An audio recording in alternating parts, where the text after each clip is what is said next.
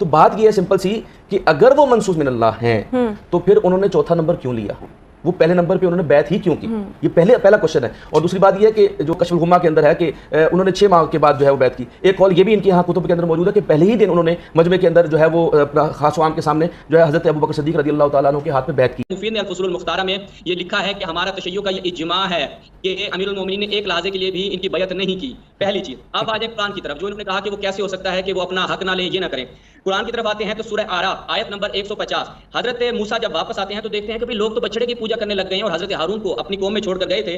تو حضرت موسیٰ کو غصہ آ جاتا ہے. کیا موسیٰ نے جب اعتراض کیا کہ تم نے اس قوم کو کیوں نہ روکا؟ اے میرے بھائی، مجھے کچھ نہ کو، اس قوم نے مجھے ضعیف کر دیا تھا اور یہ انقریب مجھے قتل کر دیتے. رسول اللہ صلی اللہ علیہ وآلہ وسلم رسول اللہ نے فرمایا انہ سیکون بعدی اختلاف، کہ اے علی میرے بعد اختلاف ہوگا، او امر میرے بعد اختلاف ہوگا، مسئلے ہوں گے. کیا کرنا ہے آپ نے؟ آپ کی ذمہ داری کیا ہے؟ فإن استطعت ان تكون سلم فافعل، اگر تم صلح کر سکے، مصالحت کر سکے تو آپ نے اس وہی صورت اختیار کرنی ہے. اور ہمارے ہاں روایات پائی جاتی ہیں، اہل سنت کی روایت پائی جاتی ہے کہ امیر المومنین کے پاس اوان و انصار نہیں تھے. بریک پہ جانے سے پہلے بات جہاں تک پہنچی تھی، اصفہانی صاحب نے جہاں بات کو اینڈ کیا تھا، ڈاکٹر وقاص جعفر صاحب کی بات کرنا چاہ رہے تھے، اور وہ کہنا چاہ رہے تھے کہ جب اصفہانی صاحب نے خود اپنی زبان سے کہہ دیا کہ نہج البلاغہ کی ہمارے ہاں وہ حجت نہیں ہے جو اہل تسنن کے ہاں صحیح بخاری اور صحیح مسلم کی ہے، تو پھر جب میں منصوص من اللہ حضرت علی المرتضیٰ کرم اللہ وجہ الکریم کو فرما دیا امامت کے لیے، تو پھر انہوں نے اعلان کیوں نہیں فرمایا؟ یہ سوال آپ کی خدمت میں رکھنا چاہ رہے ہیں. ڈاکٹر صاحب آپ کیا کہہ رہے تھے؟ پہلی چیز تو یہ ہے کہ اصفہانی صاحب نے پہلے جو شیخ عبد المحدث دہلوی صاحب رحمۃ اللہ تعالیٰ کا جو قول بتایا، اس سے تو یہ بات ثابت نہیں ہوتی کہ وہ کسی بھی غیر نبی کی عصمت کے قائل ہیں. ٹھیک ہے، کسی بھی شخص کے اندر وہ خوبیاں جمع ہو جانا، وہ ساری خوبیاں جمع ہو جانا اس بات کی دلیل نہیں ہے کہ وہ معصوم ہو جاتا ہے. پہلی چیز تو یہ ہے. اور وہ جو بات کی جاتی ہے کہ سرکار دو عالم صلی اللہ علیہ وسلم نے فرمایا کہ میری امت کا محدث جو ہے وہ عمر ہے، تو اس میں بات یہ ہے کہ وہ ان کے اوپر وجدانی طور پہ کیفیات کے اندر کوئی نہ کوئی چیز کا القاء ہو جانا یا اللہ تعالیٰ کی رضا کے ساتھ ان کی رضا کا میچ ہو جانا، یہ ایک الگ معاملہ ہے. ایک تو یہ چیزیں ہوگی. اور دوسرے نمبر پہ انہوں نے خود کہہ دیا، تو دلیل کے طور پہ نہج البلاغہ سے وہ دلیل دے رہے ہیں جس کو وہ خود نہیں مان رہے کہ جی یہ اس کے اندر وہ حضرت علی فرمانے کے منصوص من اللہ ہوں. تو بات یہ ہے سمپل سی کہ اگر وہ منصوص من اللہ ہیں تو پھر انہوں نے چوتھا نمبر کیوں لیا؟ وہ پہلے نمبر پہ انہوں نے بیعت ہی کیوں کی؟ یہ پہلا کوشچن ہے. اور دوسری بات یہ ہے کہ جو شیعہ روایات ہیں ان کے مطابق 3-4 قول ہیں، وہ ضرور بیان کریں گے، لیکن اس کے اندر جو 2-3 قول ہیں کہ ایک تو قول جو کشف الغمہ کے اندر ہے کہ انہوں نے 6 ماہ کے بعد جو ہے وہ بیعت کی. ایک قول یہ بھی ان کے یہاں کتب کے اندر موجود ہے کہ پہلے ہی دن انہوں نے مجمع کے اندر جو ہے وہ خاص و عام کے سامنے جو ہے حضرت ابوبکر صدیق رضی اللہ تعالیٰ عنہ کے ہاتھ میں بیعت کی ہے. اب بات یہ ہے کہ جب انہوں نے بیعت کی ہے تو میرا سوال صرف سمپل سا یہ ہے کہ اللہ تعالیٰ کی طرف سے اگر کوئی شخص منصوص ہو جاتا ہے، کوئی وہبی طور پہ کسی کو اللہ تعالیٰ کوئی کام دے دیتا ہے، تو وہ اس سے پیچھے نہیں ہٹتا. جان چلی جاتی ہے لیکن وہ اس کام سے پیچھے نہیں ہٹتا. جیسے کہ آپ کو معلوم، جیسے آقا علیہ السلام کا آپ کے سامنے واضح ہے کہ حضور اکرم صلی اللہ علیہ وسلم نے خود فرمایا میری ایک ہاتھ پہ چاند اور سورج رکھ دو، میں اپنی بات سے پیچھے نہیں ہٹوں گا، میں توحید سے پیچھے نہیں ہٹوں گا. تو جو چیز جس کو دی جاتی ہے، میں یہ کہہ رہا ہوں کہ اگر آقا علیہ السلام جس طرح فرما رہے تھے کہ آقا علیہ السلام کی حضرت علی رضی اللہ تعالیٰ کی غدیر کے موقع کے اوپر ان کی خلافت کا اور امامت کا جو ہے وہ جو ہے اعلان کر دیا گیا، اس بات کا ان کو تو معلوم ہو گیا، حضرت علی کو خود کو معلوم نہیں ہوا. اور اگر ان کو یہ معلوم تھا کہ مجھے اللہ تعالیٰ نے یہ امامت دے دی ہے اور مجھے یہ خلافت دے دی ہے اور میں نے اس کا اعلان کرنا ہے اور میں نے اس کو اپلائی کرنا ہے، تو پھر انہوں نے ان کی بیعت کیوں کی؟ ٹھیک ہے، یہ سوال آپ نے ان کے پاس رکھ دیا. اصفہانی صاحب، آپ نے ڈاکٹر وقاص جعفر صاحب کے سوالات سن لیے ہیں، کائنڈلی اس کے حوالے سے بیان فرمائیے گا. اگر جان کی امان پاؤں تو ایک شکوہ کروں گا. جی وقت. ہاں، شکوہ آپ دونوں حضرات سے یہ ہے کہ میری بات کو ٹوکا گیا تھا اور کہا تھا کہ بریک کے بعد آپ آ جائیں، آپ وہ بات بھی، آپ وہ جوابات بھی دے دیں، یہ والا بھی دے دیں. آپ کو کھلی جو ہے آزادی ہے. اور اصل میں معذرت یہ ہے کہ ہمیں بریک پہ جانا پڑا، تو بس اب آپ کے پاس کھلا ٹائم، آپ بیان کیجئے. اس لیے میں نے کہا جان کے امان پا کر ایک شکوہ کرنا چاہتا ہوں. نہیں، امان ہے آپ کو، امان ہے. آپ کھل کے بات کیجئے، آپ کو امان ہے. بات کرتے ہیں کہ وہاں پہ اعتراضات لیتے ہیں، میں جب پورے بھی نہیں ابھی کرتا تو آپ پھر ان کی نہیں، آپ پلیز آپ بیان کیجئے. اب دیکھتے ہیں کہ آپ اتنا تو انصاف سے. جی ٹھیک ہے. اچھا جی، بات جو ہے وہ عصمت والی، انہوں نے ابھی تک عصمت والی بات پہ کوئی جواب نہیں دیا. فخر الدین رازی کا انہوں نے کوئی جواب نہیں دیا. اگر دینا بھی چاہتے تو شاہ اسماعیل دہلوی کی عبارت اردو پڑھی ہے، میں نے کوئی عربی پشتو تو پڑھی نہیں ہے جو ان کو سمجھ نہیں آ رہی، کہ تمام کمالات میں مشابہت آیا. وہاں پہ انہوں نے استثناء کیا ہے. ابھی وہ حصر کی بات کر رہے تھے، تو ابھی ان کو استثناء بھی ہمیں بتانا پڑے گا کہ وہاں انہوں نے استثناء کیا ہے کہ بجز نبوت بات کی ہے. یہ شاہ اسماعیل دہلوی کی عبارت ہے، میں دوبارہ کہیں گے تو پڑھ دوں گا اور اردو میں پڑھوں گا انشاءاللہ. اور اس کے بعد انہوں نے آگے بات کی کہ جی امیر المؤمنین جو ہیں، البتہ میں اس سے پہلے جو ہے ان کے حوالے کچھ حوالے جات جو ہے وہ ان کی خدمت میں رکھوں. سلسلہ احادیث صحیحہ، کیا رسول اللہ صلی اللہ علیہ وسلم نے اپنے بعد، ہم تو کہتے ہیں رسول اللہ ایک کامل و اکمل شخصیت تھے جنہوں نے اپنے بعد ایک پورا نظام دے کر گئے ہیں، امامت کا نظام دے کے گئے ہیں. اہل سنت کہتے ہیں کہ نہیں، رسول اللہ سے زیادہ سمجھدار حضرت ابو بکر تھے، اس کے بعد حضرت حفصہ تھیں. انہوں نے کہا کہ حضرت عمر سے کہ دیکھو اپنے بعد کسی کو خلیفہ معین کر کے جانا مسلم کی روایت ہے، اور اس قوم کو ایک بغیر چرواہے کے جیسے ریوڑ کو چھوڑ دیا جاتا ہے ویسے چھوڑ کے نہ جانا. تو اہل سنت کے نزدیک ان کی بخاری مسلم کی روایات کے مطابق سب سے زیادہ کامل جو ذہنی طور پر جو شخص پہنچا ہے وہ ان کے صحابہ ہیں. رسول اللہ کے حوالے سے ان کا یہ نظریہ ہے کہ رسول اللہ نے اپنے بعد کسی کو معین نہیں فرمایا. امیر المومنین کے حوالے سے یہ کہتے ہیں جی نہج البلاغہ سے یہ حوالے دے رہے ہیں، یہ ان سے دے رہے ہیں. میرے بھائی ابھی میں نے آپ کی خدمت میں عرض کیا تھا کہ ہمیشہ مد مقابل کے مسلمات سے جواب دیا جاتا ہے. آپ نے چونکہ ہماری نہج البلاغہ کے حوالے سے کہا کہ جی اس کو نہج البلاغہ کو نہیں مان رہے. بھائی میں نے یہ بھی عرض کیا نا، نہج البلاغہ من حیث المجموع اصح الکتب بعد کتاب اللہ والی کیٹیگری میں نہیں آتی. ہم نہیں کہتے کہ نہج البلاغہ میں جتنی بھی چیزیں ہیں وہ ساری کی ساری شیعہ منابع اور شیعہ مصادر سے ہیں. کبھی جا کے مسند نہج البلاغہ 3 جلدوں میں اس کا مطالعہ کریں اور اس کی اسناد کو جا کے چیک کریں، اور میں نے اس کی سند بھی آپ کو بتائی ہے، اس کی طرف آپ دھیان نہیں کیا. آپ آ جائیں اہل سنت کی کتابوں میں. اہل سنت کی کتابوں میں ہمیں کیا ایسا ملتا ہے؟ اب دیکھیے گا جناب ناظرین جتنے بھی ہمارے ہیں، دیکھیے گا سلسلہ تو حدیث صحیحہ محمد ناصر الدین البانی کیا فرماتے ہیں کہ رسول اللہ صلی اللہ علیہ وسلم نے کیا فرمایا امیر المومنین کے، ہوا ولی کل مؤمن بعدی. امیر المومنین لفظ ولی استعمال کیا.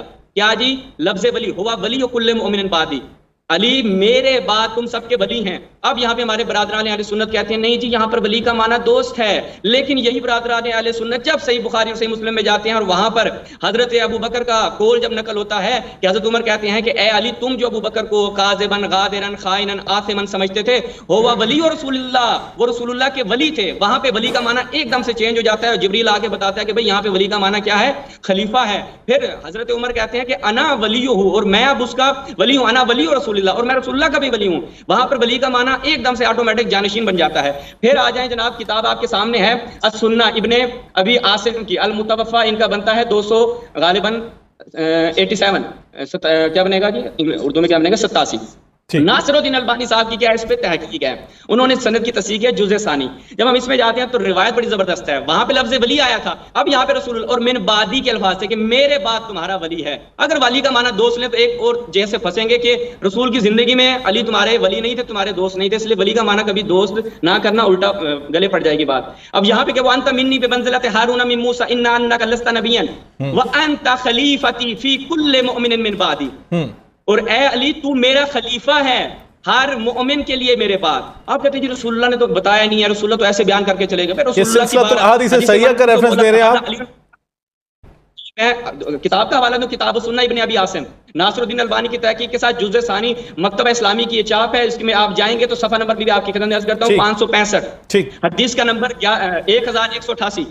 یہ نوٹ کرتے جائیں. حوالہ جو دوں گا سند کے ساتھ دوں گا، ان کی طرح نہیں ہے کہ بے سند بات کروں گا یا اپنی کتابوں کی روایات کا انکار کر دوں گا، ایسا بالکل بھی نہیں ہوگا. انشاءاللہ آپ ہی کی کتابوں سے، آپ کے ہی مسلمات سے صحیح سند روایتیں پیش کروں گا. آیت غار کی انہوں نے بات کی، انہوں نے جی آیت غار سے مجھے نہیں سمجھ میں آئی کہ یہ ثابت کیا کرنا چاہتی ہیں. میں آخری جواب ہے چونکہ لاسٹ انہوں نے آیت غار کے بارے میں بات کی، اور انہوں نے شیعہ کے حوالے دھڑا دھڑ پڑھ دیے. جی وہ آگا تفسیر میزان میں آگا طباطبائی نے یہ لکھا، فلاں تفسیر میں آگا نے لکھا جی حضرت ابوبکر ان کے ساتھ تھے. وہ بابا وجہ استدلال کیا ہے؟ جب آپ ایک چیز بیان کرتے ہیں، اگر آپ مدرسے حوزے میں پڑھے ہوئے ہیں تو حوزے میں جب اساتید پڑھاتے ہیں تو کوئی حدیث بیان کی جاتی ہے یا کوئی نظریہ بیان کیا جاتا ہے تو اس کی وجہ استدلال کیا، ہم اس بات سے استدلال کیا کرنا چاہتے ہیں، آپ کی مراد کیا ہے. آپ اگر اس سے خلافت ثابت کرنا چاہتے ہیں تو آپ حضرت عمر کی مخالفت کر رہے ہیں کہ حضرت عمر کہہ رہے ہیں کہ میں اگر اپنے بعد خلیفہ معین کروں تو میں نے ابو بکر کی سنت پہ عمل کیا، اگر خلیفہ معین نہ کروں تو میں نے رسول اللہ کی سنت پہ عمل کیا، کیونکہ رسول اللہ نے اپنے بعد کسی کو خلیفہ معین نہیں کیا. تو یہ آپ حضرت عمر کی اس پہ عمل کر رہے ہیں. تو آپ کے یہاں خود ایک تعارض اور تناقض پایا جاتا ہے. اگر فقط صحبت ہی فضیلت، قرآن کیا بیان فرماتا ہے؟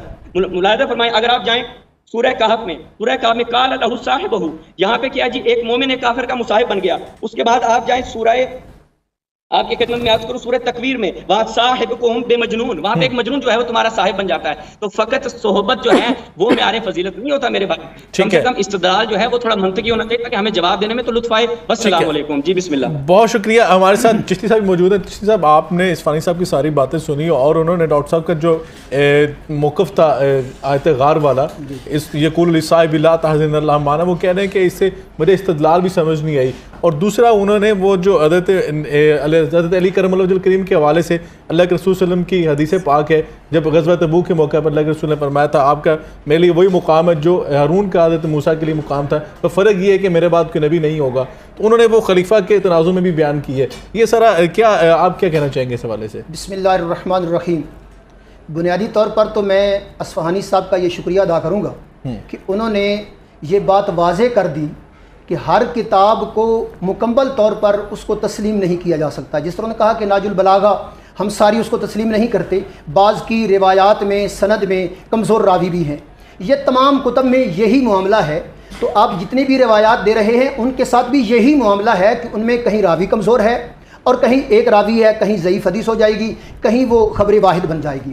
دوسری بات یہ ہے، میں اصفہانی صاحب سے یہ کہتا ہوں کہ ہم تو اس علی کو مانتے ہیں جنہوں نے سرور کون و مکان علیہ الصلوۃ والسلام کے ہاتھ پر بیعت کرنے کے بعد وہ کارہائے نمایاں سر انجام دیے کہ نہ کہیں ڈر ہے، نہ ہی کہیں خوف ہے، نہ ہی کوئی ایسا معاملہ آیا جہاں علی پیچھے رہی. ہم اس علی کو کیسے مانیں جو دنیاوی مصلحتوں کی وجہ سے بیعت بھی کر رہے ہیں، دنیاوی مصلحتوں کی وجہ سے مشاورت بھی دے رہے ہیں. ہم تو اس علی کے ہیں جو اسد اللہ ہیں، ہم اس علی کے قائل ہیں، اس علی کے ماننے والے ہیں جنہوں نے اس نبی کریم علیہ الصلوۃ والسلام کے ہاتھ پر بیعت کی، جنہوں نے فرمایا کہ اگر قریش مکہ میرے ایک ہاتھ پر چاند رکھ دیں، ایک ہاتھ پر سورج رکھ دیں اور مجھے کہیں کہ میں شریعت اسلامیہ کا پرچار چھوڑ دوں تو میں نہیں چھوڑوں گا. ہم تو اس علی کو ماننے والے ہیں جنہوں نے غزوہ خیبر میں ایک ہاتھ سے بائیں ہاتھ سے وہ دروازہ اکھیڑ کر پھینکا جس کو 70 آدمی نہیں ہلا سکے. ہم تو اس علی کے قائل ہیں جنہوں نے سرور کون و مکان علیہ الصلوۃ والسلام کی معیت میں کبھی غزوہ بدر میں، کبھی غزوہ احد میں، کبھی دیگر غزوات میں وہ کرہائے نمایاں سر انجام دیے جن کی تاریخ میں کوئی مثال نہیں ملتی. ہم اس علی کو کیسے مانیں جو بزدل ہیں؟ ہم اس علی کو کیسے مانیں جو دنیاوی مصلحتوں کی بنا پر کبھی ابو بکر صدیق کی خلافت کو مان رہے ہیں، کبھی فاروق اعظم کی خلافت کو مان کر ان کی مشاورت میں آ رہے ہیں، کبھی حضرت عثمان غنی کے مشیر بن رہے ہیں. اصفہانی صاحب علی المرتضی رضی اللہ تعالیٰ عنہ کی شان و عظمت کو کم خدارہ نہ کیجئے. یہ وہ علی نہیں ہیں جو دنیاوی مصلحتوں کی وجہ سے کمزور ہوں، یہ وہ علی ہیں جو برسر میدان کلمہ حق کہنے والے ہیں، جو قریش مکہ کی ساری مخالفتوں کے باوجود بستر رسول پر آرام کر رہے ہیں. دوسری بات آپ نے جو کہی ہے نا وہ غارے والی معاملہ، اس میں غار ثور والی، اس میں بنیادی طور پر جو کہنا چاہتے ہیں کہ اس صاحب سے مراد صحابیت صدیق اکبر مراد ہے. صدیق اکبر صحابی رسول ہیں. اس آیت کا انکار سیدنا صدیق اکبر کی صحابیت کا انکار لازم آئے گا.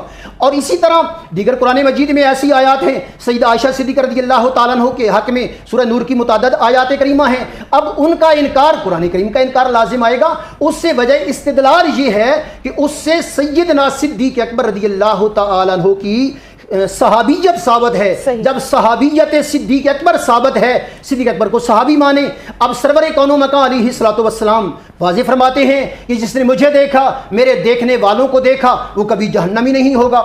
تو برادران نے میں اصفہانی صاحب سے پھر یہی کہوں گا کہ اس علی رضی اللہ تعالیٰ عنہ جو شیر خدا ہیں، جو اسد اللہ ہیں، جو زیغم ہیں، حیدر کرار ہیں، جن سے کفر کانپتا ہے، تھر تھراتا ہے، اس علی کو کمزور کبھی نہ ظاہر کریں کہ انہوں نے دنیاوی مصلحتوں کی بنا پر صدیق اکبر کی بیعت بھی کر لی تھی، اس فاروق اعظم کی نہیں. علی المرتضی رضی اللہ تعالیٰ نے حق جانتے. باقی جو کہتے ہیں نا ولی، اس کا میں بتاتا ہوں، قرآن کہتا ہے انما ولیکم اللہ ورسولہ والذین آمنوا. یہاں پورے ایمان والوں کو ولی کہا جا رہا ہے. ولی متعدد معانی میں آتا ہے، کہیں دوست، کہیں پیارا، کہیں محبوب، یہ سارے معانی میں آتا ہے. جی ویورز، بالکل جیسا کہ ہمارے پاس علماء کرام کا ایک پینل موجود ہے اور بات یہاں تک پہنچی تھی جہاں پہ ڈاکٹر وقاص جعفر صاحب نے اور چشتی صاحب، فیاض چشتی صاحب ہمارے ساتھ موجود ہیں. انہوں نے جواب دیا تھا اصفہانی صاحب کی باتوں کا اور اصفہانی صاحب کی خدمت میں چند سوالات بھی رکھے تھے. اور اصفہانی صاحب سے بات جب انہوں نے کی تھی کہ جب حضرت علی المرتضی کرم اللہ وجہ الکریم نے جب ان کی بیعت کی رسول اللہ صلی اللہ علیہ وسلم کے بعد، جو حضرت ابوبکر خلیفہ بنے، حضرت عمر خلیفہ بنے، حضرت عثمان خلیفہ بنے، تینوں خلفاء کے دور میں حضرت علی نے ان کے ہاتھ پر بیعت کی ہے خلافت کی. تو پھر جب علی کو ماننے والے جو ہیں وہ پھر حضرت علی کی طرح تینوں خلفاء کو خلفاء راشدین کیوں تسلیم نہیں کرتے؟ یہ سوال انہوں نے آپ کی خدمت میں رکھا تھا، آپ نے اس کا جواب دے دیجئے. جی بہت شکریہ.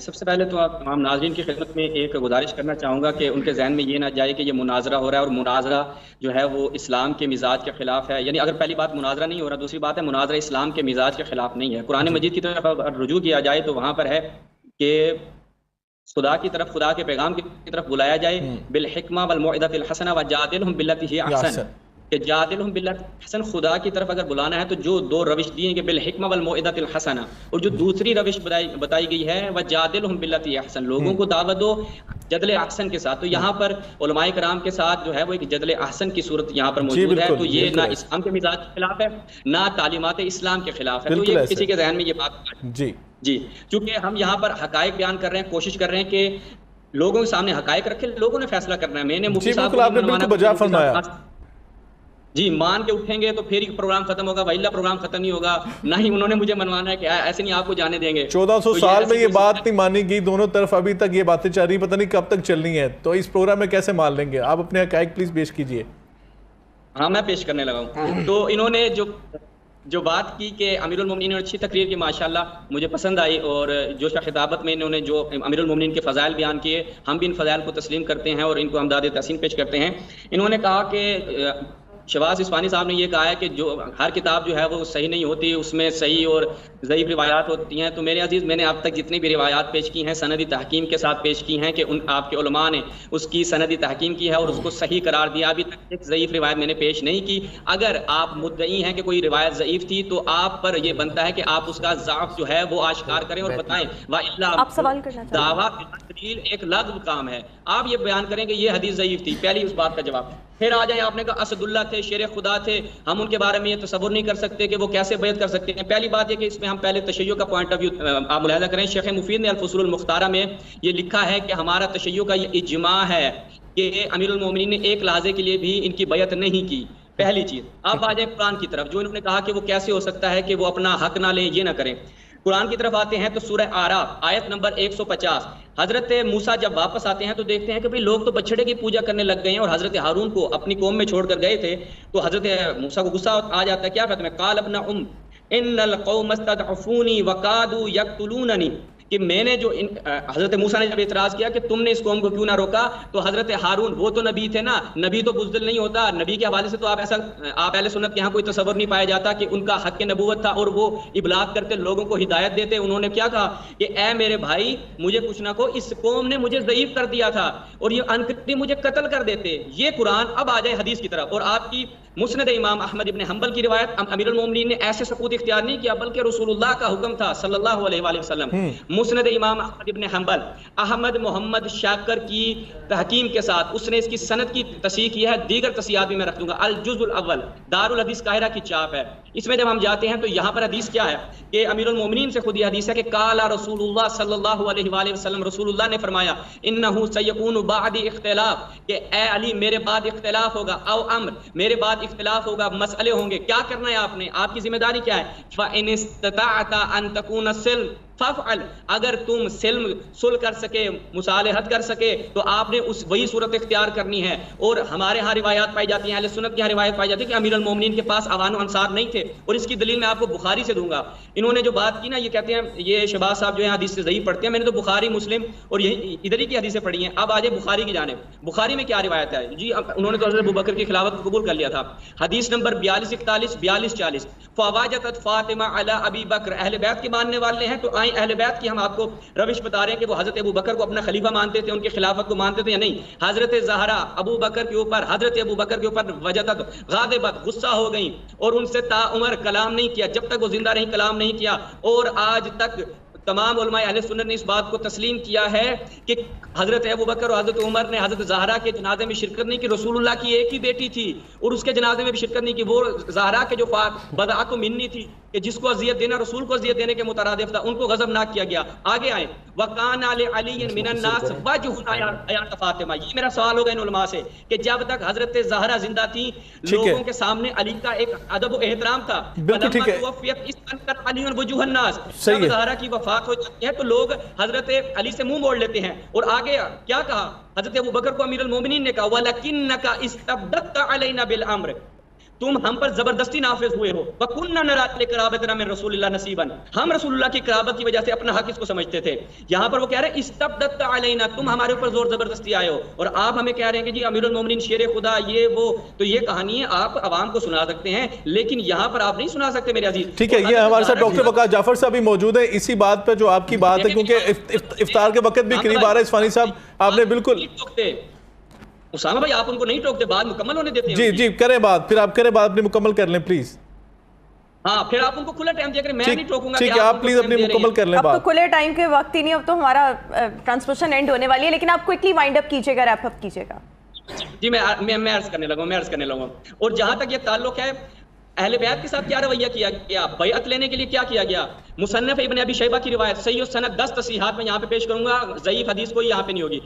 हजरत उमर हजरत ज़हरा के दरवाजे पे आते हैं और क्या कहते हैं, मालूम होता है कि यहाँ पर खिलाफत के खिलाफ, अबू बकर साहब की खिलाफत के खिलाफ जो है लोग जमा हो रहे हैं। हजरत अली जमा होते हैं, जनाब जुबैर आते हैं, और जब वहां पर हजरत अली और हजरत जुबैर के जमा होने का पता चलता है तो हजरत उमर आते हैं और क्या कहते हैं कि या बिन्त रसूलुल्लाह, ए रसूल की बेटी, आपसे ज्यादा हमें कोई महबूब नहीं है। लेकिन इसी बात को आगे जाके कैसे करते हैं, वह आईमुल्लाह माज़ा का बेमानी कि इनजतमा हाउलाए नफर इंदक, अगर ये लोग दोबारा आपके घर में जमा हुए तो मैं इनको हुक्म दूंगा। ये रवायत अहले सुन्नत मसादर में से है।